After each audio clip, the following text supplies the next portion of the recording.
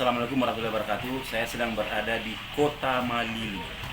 Ini kunjungan saya yang kesekian kalinya dan surprise karena saya memperoleh sesuatu yang unik yang saya kira berguna untuk kita semua tentang sejarah relasi Indonesia dan Timor Leste.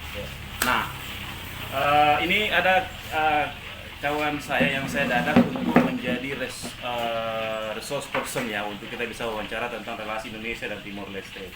Saya Kamarudin Aziz. Om, saya lihat di nama itu ILO Skater Diver. Jelaskan dulu ini, ILO ini siapa, skater ini siapa, diver ini apa? ILO itu nama singkatan. Nama singkatan? Iya. Oke. Jadi nama asli saya itu Muhammad Irwan.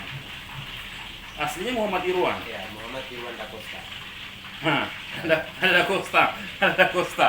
Itu Irwan itu maksudnya sejak kecil dikasih nama Irwan atau Iya. Da Costa langsung? Nama kecil itu memang. Nama kecil? Ya. Berarti sejak kecil Muslim? Ya.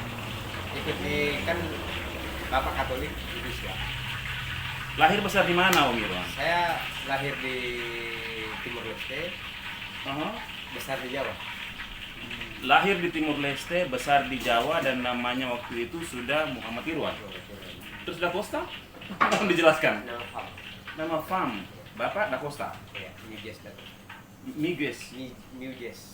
Migues Da Costa. Itu di Timor Leste. Beliau juga sempat ke Jawa? Enggak. Oh, yang bawa Anda ke Jawa siapa? Waktu itu karena kita di tempat kita dalam artian agama Islam itu masih kurang. Oke. Ya. Jadi kita dituntut untuk belajar tentang agama Islam. Oke. Ya. Sementara di lingkungan kita ini kan teman-teman Katolik, Nasrani. Oke. Itu bisa dapat Islam Muslim itu gimana ceritanya? Keluarga ibu itu memang sudah Muslim. Oh.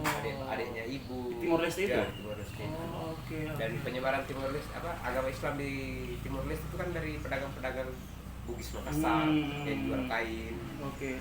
Kemudian mas-mas dari Jawa yang menjual ke sana makanan, bakso apa semua, gorengan. Da Costa itu lahirnya di mana? Besarnya di mana? Maksudnya kecil-kecilnya itu. Saya di VKK. VKK pemirsa. Di daerah Fikwe toh? Ya, Fikwe. Dan Dili itu berapa? Watu Lari. Dari kota Dili itu berapa kilo jaraknya? Saya kurang tahu kalau kurang lebihnya itu. Ada berapa jauh kalau perjalanan naik? Pagi kita berangkat dari kota Dili, itu mungkin sore sudah bisa sampai di. Oh, jauh itu jauh. Ya. Sama dengan Makassar Solo.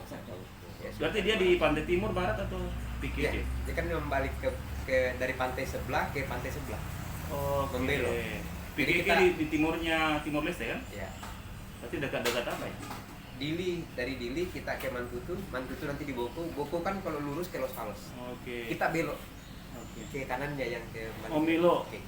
saya ada di Malili. Ini kok sampai di Malili, gimana ceritanya? Ya.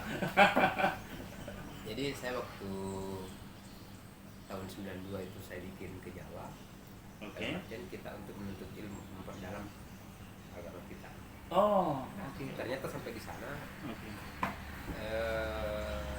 berjalan ketika tahun 97 saya mulai tidak betah di tempat itu. 97. Ya, saya melarikan diri dari asrama itu. Sekolah apa di situ? Kita kemarin saya masuk pesantren yang Oh, dijanjikan. Oke. Ternyata sampai di sana yang kita masuk ke SLB. Sekolah luar biasa. Di daerah Jadi Jawa teman mana? kita ada duta tunanetra, bicara. Jadi saya dulu tuh lancar sekali yang huruf-huruf begini. Saya paham sekali. Bahasa isyarat ya. Iya, bahasa isyarat itu. Jadi kita bukan hanya saya sendiri. Kita ada rombongan sekitar 12 orang pada saat itu. Ada perempuan. Ya, 12 orang. Kemudian saya ajak teman saya. Berangkat sana naik kapal laut. Kapal laut. Waktu itu masih KM Kelimutu. Kelimutu dari Dili. Yang dari Dili. Oh. Karena kalau dulu kan ada dua yang kapal dikenal sekali tahun itu. Iya. Kelimutu dan Tatamailo. Katanya Malawi ya. Ya. Tahun 90-an ya? 90-an. Oke. Tunggu dulu, lahir 88 ya? 88. 87 berarti usia berapa tuh ya? 11 ya? SD ya. SD. Yang bawa ke sana berapa? Kan 92 saya kesana, 4 tahun. Timur, di Timor Leste, ya, orang tuanya akan siap melepas anaknya, yang penting anaknya belajar dan tidak buta huruf seperti orang tuanya. Oke. Itu situasi tahun 90-an itu ya? Iya. Mau saja ya? Mau. Dan apalagi pada saat tahun 92 kan perang salib. Jadi Bekora. Oh ya? Yang Oke. perang apa? Ada itu yang kasus Ada, history. Oh, Iya, yang perang salib, ada perang salib di situ, ada permasalahan kasus Kopassus. oh ya? Di situ kan sana ditangkap tuh. Nah itu. Oh, oke. Oke, ke Jawa. Ya, Ke Jawa, kemudian melarikan diri dari SLB itu. ya dari SLB itu 97. Ada berapa orang kan? Saya bawa 6 orang. Betul. Jadi kita begini, lari, ditangkap, dapat lagi, lari didapat lagi. Akhirnya, akhirnya saya bilang, bagaimana ya? Kok kita lari didapat terus? Berarti satu yang kita punya tidak ada peta. Oke, hari ini kita masuk sekolah. Jadi masuk sekolah, saya curi peta Indonesia Atlas. Iya. Saya curi itu. Tujuannya apa? Di situ ada peta Indonesia yang saya bisa. Saya lihat Jawa Timur. Pada saat itu kan posisi saya ada di Jombang. Oh di Jombang. Oh, Oke, Jombang. oke. Di Jombang. Ngoro. Ya. Jombang kan memang kota pesantren. Oh, iya, kota iya, pesantren. iya, betul. Pesantren. Jadi saya dari situ lah. Kemudian saya bawa ini teman 6 orang. Kita ke stasiun Jombang kereta. Dari stasiun Jombang kita naik kereta api ke Wonokromo, Surabaya. Itu kan pada saat itu kan kereta api biar kita nggak bayar nggak salah. Iya. Kalau mau bayar silakan nggak bayar. Jadi sampai di stasiun Wonokromo kan nggak jauh nih dari kebun binatang Surabaya. Kita ambil bis Damri, ya, kita nebeng sampai ke Tanjung Perak. Karena itu tadi karena peta. Mau kemana itu? Kita ke Tanjung Perak untuk bisa dapat kapal kembali ke timur. Oh. Mau kembali ke timur. Ya. Oke. Ini mungkin kayak nggak masuk akal nih cerita kan. Umur berapa waktu itu sudah di situ? Sekitar umur 11-12. Iya. 11-12 tahun. Oke. Terus? Kemudian ternyata nanti sampai di sana kita dilarang sama orang dari pihak Chelsea. Kenapa kau main di pelabuhan? Jadi ada masjid agung besar di situ. Jadi jujur kita sudah kehabisan darah juga untuk makan apa. Jadi kita lapar, kita tiduran di masjid. Ada teman dia tidur di tempatnya imam. Tiba-tiba malam jam 2, saya masih kata jam 12 kita dikasih bangun.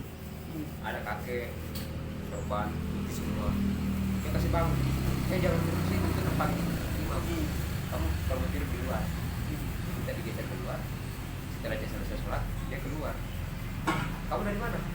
Kenapa sampai sini? Ini kapan yang lebar lah bahwa kita harus carikan alasan bahwa kita bukan lari dari asal. Karena kalau tahu bilang kita lari dari asal, kita kan lagi kembali. Jadi kita bilang kita terpaksa. Kita dari timur naik kapal salah turun pak.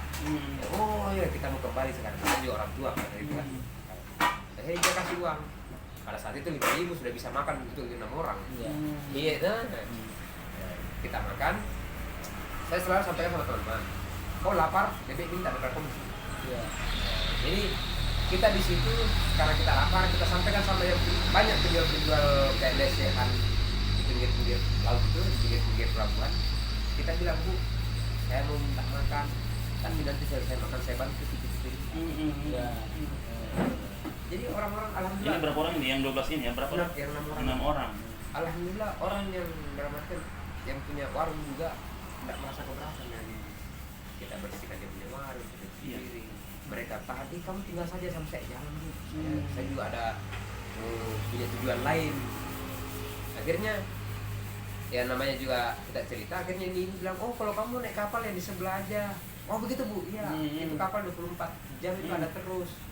Kita bergeser ke sebelah kanannya pelabuhan besar itu Tanjung Perak. Nah, Tanjung Perak. Ternyata kita naik feri tembus di Kamal lah, pelabuhan Madura. Ke Madura. Iya. Yang 6 orang ini naik itu sama. Gara-gara naik feri itu. Jadi kita masa itu kan Jadi ada di situ, ada Om Milo di situ. Siapa lagi yang 5 orang ini? ada Ansar, Ansar, Rahman, Rahman, Haryanto, Haryanto, Bahrudin. Oh, Bahrudin. perempuan laki-laki semua. Lagi semua saya. Iya. Jadi kita sampai di pelabuhan Kamal Madura. Saya bilang, wah, masa ke Timor Leste cepat sekali sampai? Nah, selama ini kan kita berapa hari berapa malam? Iya. Dan Hari rencana ini, kembali ke Timor Leste ini ya. Saya bilang, ini bukan Timor Leste kayak gini, bukan Timur Timur ini. Iya. Jadi kita nongkrong di pinggir pantai, di pinggir laut situ. Tiba-tiba ada bapak ini lewat, dia mungkin mau buang air besar di situ. Dia bilang, ih, apa kau bikin di perahuku? Dia bilang, ih papa ya mau kemana? Akhirnya dia pergi buang air, dia kembali, dia marah orang.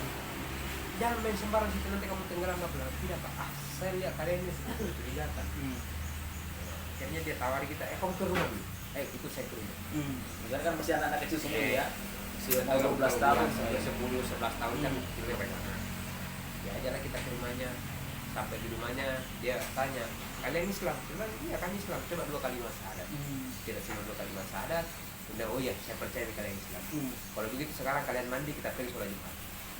Selesai sholat Jumat di masjid dekat rumah, di dekat Pelabuhan Kamal. Kita pulang, dia kasih singgah, ternyata dia punya warung nasi bebek. Jadi ada warung saya doakanlah mudah-mudahan kalau beliau masih ada di sana laris lah. Pak Parno namanya. Pak Parno. Di Pelabuhan Kamal jual nasi bebek.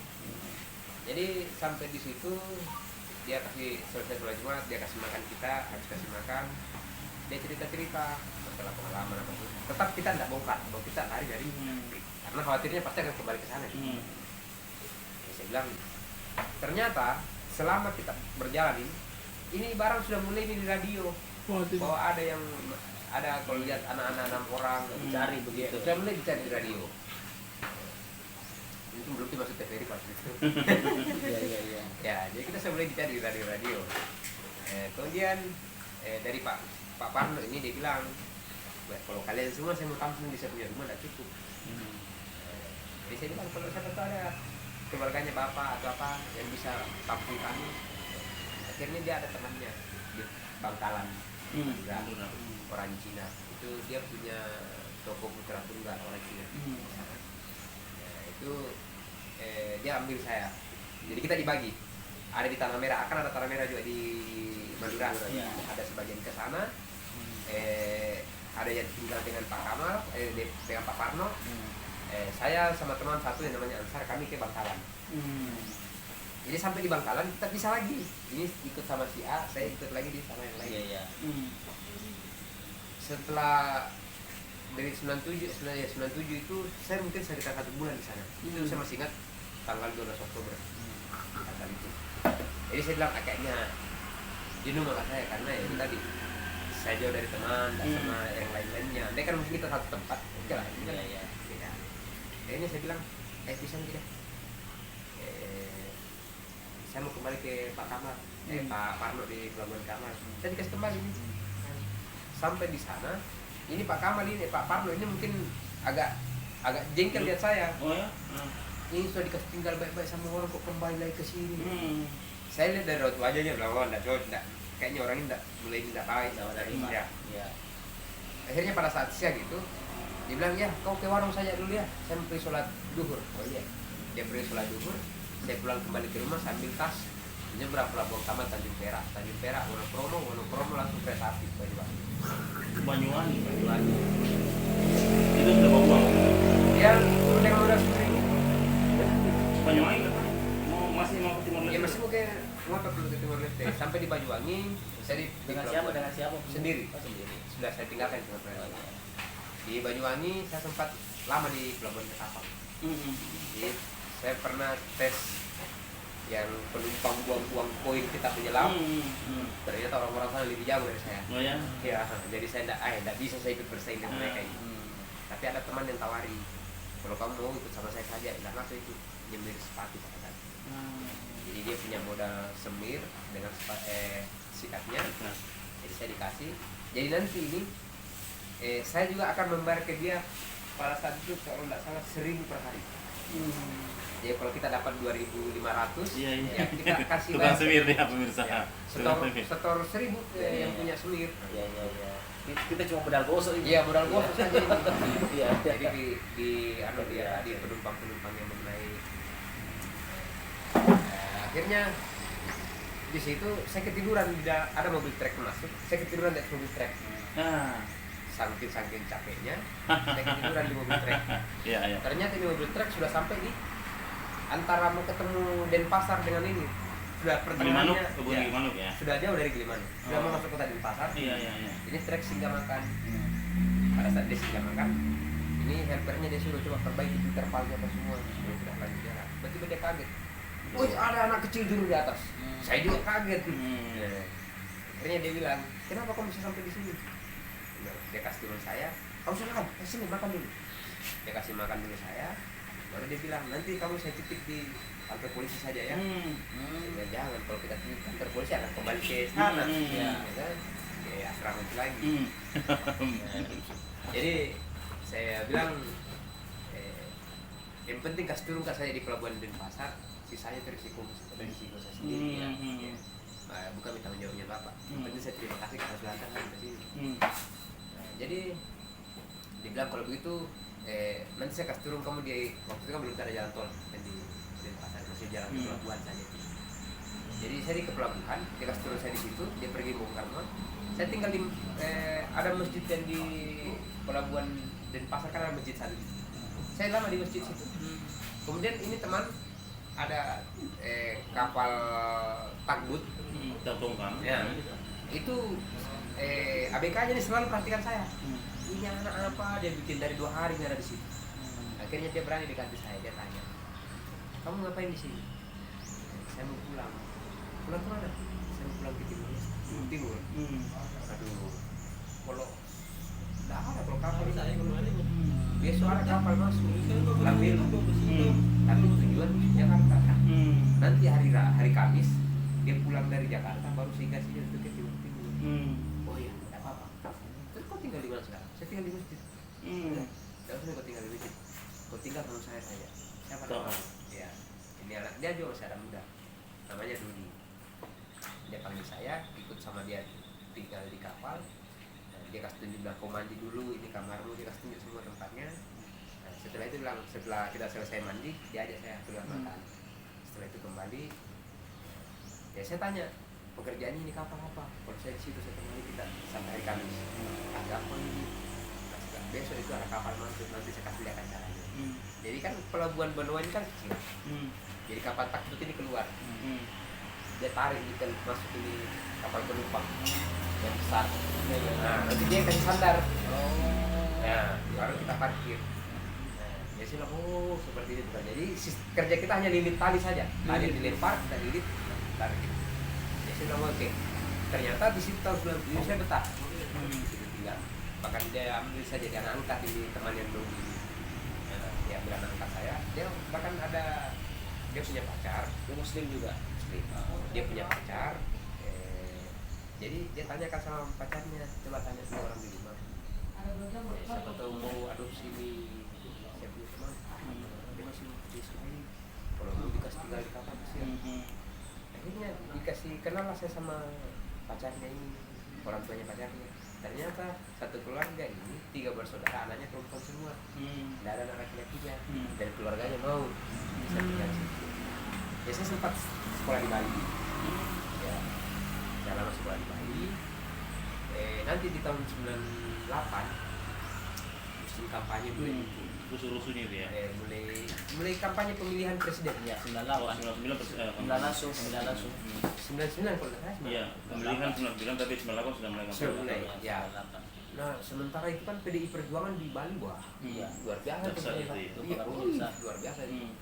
Nah, saya pada ikut dari situ. Iya. Ya, kampanye besar itu. Hampir satu Bali itu PDI Perjuangan. Merah itu kan. Iya. Nah, di situ ada mulai ketika masuk di mau mendekati pemilihan presiden tahun 99, Ibu Megawati ada jadwalnya kampanye di Timur Timur. Timur Timur. Ada. Wow. Tahun 99 ya. Pada saat itu juga hari Selasa kapal tiba di KM Dobon Solo. Tiba di pelabuhan Bali. Saya bilang, gue lama makan di sini. Pasti orang berpikir bahwa ada minat untuk pulang, padahal masih ada yang niat. Iya. Dengan modal 20.000, saya naik di kapal. Jadi saya minta tolong sama Om yang bawa barang. Om, pegang saya punya tas belum? Saya tidak sampai ini. Oh ya, dia pegang saya punya tas. Naik ke atas kapal, dia tanya sama yang ABK di atas, kok mau kemana? Mau ke jalan-jalan lihat kapal. Mereka udah sering. Bayangkan mulai dari tahun 97 di situ kan? Sama sekali maka.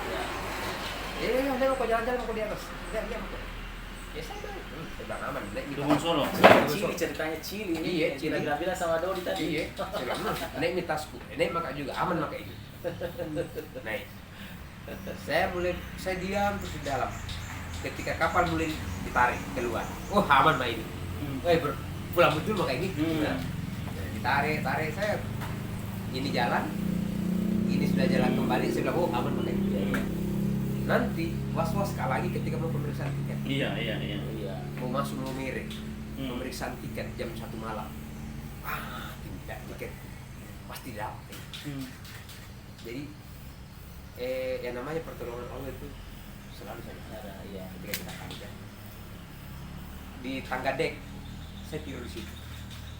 Saya pura-pura tidur. Saya tahu dalam mau periksa tiket ini, saya pura-pura tidur. Tiba-tiba ini ada ABK. Dek, tiketnya mana? Ada mana tiketnya? Saya pura-pura. Ya pak. Tiketnya mana? Di bapak. Kenapa tiketnya di bapak? Saya tidur cari bapaknya, ambil tuh tiket. Langsung ada ibu-ibu di belakang pakai cadar warna hitam. Dia tegur ini bapak. Pak, kamu itu gimana? Anak kecil seumur begitu kamu suruh cari bapaknya. Ini kapal luas. Ini tengah malam. Kamu nggak kasihan apa sama ini anak? Ketahuan kok pak, kalau ada bapak bawa 2 tiket berarti bapaknya itu. Oh ya minta maaf ibu, saya tidak mau lagi deh. Lolos kan? Iya. Lolos kan? Anda cerita? Ya, dari Momere kita aman. Mau masuk Kupang lagi, pemeriksaan lagi. Kan dari berlapis ya pemeriksaan. berlapis. Kan setiap mau sandar di satu Satu saya. Jadi di masuk Kupang Pelabuhan Tenau itu akan pemeriksaan lagi. Akhirnya saya duduk di dek paling atas yang ada bar kopinya, bar kopi. Saya duduk. Jadi ini bapak dia perhatikan terus saya. Langsung dia panggil, kamu sini. Ya pak, kamu dari kemarin saya lihat mondar mandir di sini kau buat tas kecil, apa isi tas? Terus kamu sendiri, tidak ada orang tuamu. Dan saya sendiri pak. Terus kau naik ke sini, ada tiketmu? Tidak ada pak. Jadi kau makan selama ini makan bagaimana? Tidak makan. Yang modal 20.000 saya hanya beli pop ini kan yang disiram di atas gitu ya. Jadi kau tidak makan? Tidak.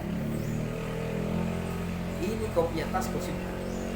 Ini saya punya tiket. Kau pergi antar makan di bawah. Karena ada tempat makan. Iya. Pakai tiket. Saya percaya kamu ya. Ini kau punya tas saya simpan. Kau pergi antri makan. Selesai saya antri makan, saya kembali sama dia situ, saya kasih kembali tiketnya. Terus ceritakan sama saya, bagaimana kamu bisa lolos kemarin waktu pemeriksaan tiket? Saya bilang, saya tidur, terus saya dikasih bangun, saya bilang, tiket ada di bapak saya. Jadi orang itu ABK percaya, iya dia pergi cari bapak saya. Oh iya. Sebentar kok tidur di saya punya tempat. Anggaplah itu bapak aja ya. Jadi ketika saya tidur pas mau pemeriksaan tiket, saya disuruh, tidur. Jadi dia ada sekitar 5 orang juga mereka rombongan. Ini mereka tujuannya Orang apa itu?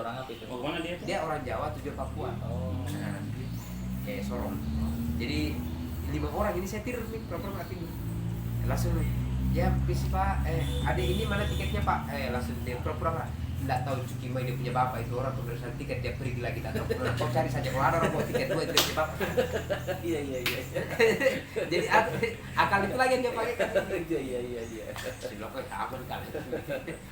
Bisa sampai di Timor Leste. Sampai di Timor Leste pun ini bapak dia agak berat. Dia bilang kamu itu sama saya saja ke Papua. Kamu sama saya anggap kamu nanti jadi saya punya anak. Tapi dalam artian sejak tahun 97 saya merantau banyaknya orang yang sini berganti menjadi orang tua angkat saya. Memang saya lebih butuh orang tua asli saya. Orang tua sini waktu itu di mana? Di masih di PKK. Sempat ketemu itu hari. Sempat. Oke, ya storynya panjang banget ini. Jadi sampai di Lutim, ketika mau ceritakan. Sampai ke Luhut itu kan pas konflik.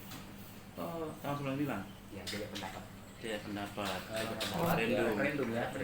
Oke. Itu kemudian kan kita awalnya bilang Indonesia menang. Tapi akhirnya kan informasi resmi Indonesia Timur lepas dari Indonesia. Iya. Akhirnya kita ada pengungsian besar-besaran. Pada saat itu saya masih ada di kota Dili. Orang tua ada di PKK. Yang saya temani saya di kota Dili itu kan kita di di Dili itu kan ada namanya satu kampung Alor. Hmm. Di situ memang ada juga panti asuhan Muslim. Hmm. Namanya panti asuhan Anur. Anur. Anur. Panti asuhan Anur di Dili. Kampung Alor Dili. Dili. Ketika konflik itu 1922, maka pilihan tidak ada. Karena kita pada saat itu memang pro terhadap Indonesia. Oh iya. Itu yang kedua, kita memang orang Muslim. Ya. Karena saya punya banyak pengalaman di Jawa, ya sudah, om saya bilang, kamu kemana? Sebenarnya saya ke Jawa. Ya, saya dari Jawa kayaknya. Tapi om saya bilang, tidak usah kau ke Jawa, kau ke Sulawesi saja. Oke, ke Sulawesi. Oke. Saya bilang, kenapa kita ke Sulawesi? Nah, saya kan sudah lama di Jawa. Oke, memang kau lama di Jawa, tapi kau harus lihat, Hmm. presiden yang bertanggung jawab atas lepasnya Timur Timur adalah orang Sulawesi. Oh, itu alasannya ya. Ya. Iya, iya, iya. Jadi iya. kita lebih baik ke Sulawesi. ya kan Mas Habibie waktu itu Iya. di jadi presiden ya. Oke, sampai ke Luwu Timur. Sampai di pengungsian kita ke Kupang 1 hari 1 malam, naik kapal KM AU, sandar di pelabuhan Soekarno-Hatta. Soekarno-Hatta Makassar. Mau. Dari situ kita dibawa sama kendaraan Lilo 700 ke pengungsian di Racing Center. Jelasin saja. Oh, Oke. iya. Nanti di Racing Center sekitar tahun 2001-2002 itu ada transmigrasi. Oh, ikut transmigrasi. Nah, transmigrasi itu ya waktu itu belum ke Luwu Timur, masih Luwu Utara. Oke. Iya, Luwu Utara. Ikut skema transmigrasi dari Makassar ke Luwu Utara. Dulu Luwu Utara, sekarang sudah masuk. Tahun berapa itu? Itu dari tahun 2000. 2000. Iya, Iya, tahun 2000. Ikut lagi ke sini. Iya. Waktu itu dengan siapa kan kita Bapak ikut? Enggak. Kita ikut sama siapa? Oh, yang ada sekarang di Luwu Timur. Sini. Itu om dari mana, ibu atau bapak? Ibu. Oh, dari ibu. Oke, akhirnya sampai dulu Timur ya. Oke, pemirsa sekalian, Om Ilo, Om Ilham, Ya, Ilo. Om Ilo Da Costa sekarang berdomisili di Kota Malili. Beliau salah satu pilar atau sosok yang banyak membantu pengembangan kawasan konservasi atau pesisir di Parasulu. Ya. Ya. Parasulu bersama Pak Andi Madras. Jadi cerita tadi itu sengaja kita share untuk Anda semua bahwa ada loh ini saudara kita lahir besar di Timor Leste, kemudian memilih untuk bermigrasi ke Sulawesi dan sekarang menata masa depannya di Kabupaten Luwu Timur. Makasih om. Ini Pak Mardi, kawan saya belum perkenalkan, jadi beliau mitranya Om Bilo ini, dan ada juga Pak Dinaro, tapi dia tidak masuk kamera. Tapi intinya ini luar biasa karena menjadi informasi bagus, berguna untuk kita semua. Jadi saya di Luwu Timur, saya tambahkan. Saya di Luwu Timur juga selain sebagai penggiat lingkungan, kita juga penggiat kemanusiaan. Saya gabung di Palang Merah Indonesia. Alhamdulillah bencana-bencana besar yang kemarin di Palu, Lombok, Masamba, Majene itu kita ikut berpartisipasi. Intinya satu, selagi kita masih bisa, mari kita bermanfaat untuk sesama manusia. Oke, mantap. Luar biasa. Salam. Salam dari Kota Malili. Mantap, mantap.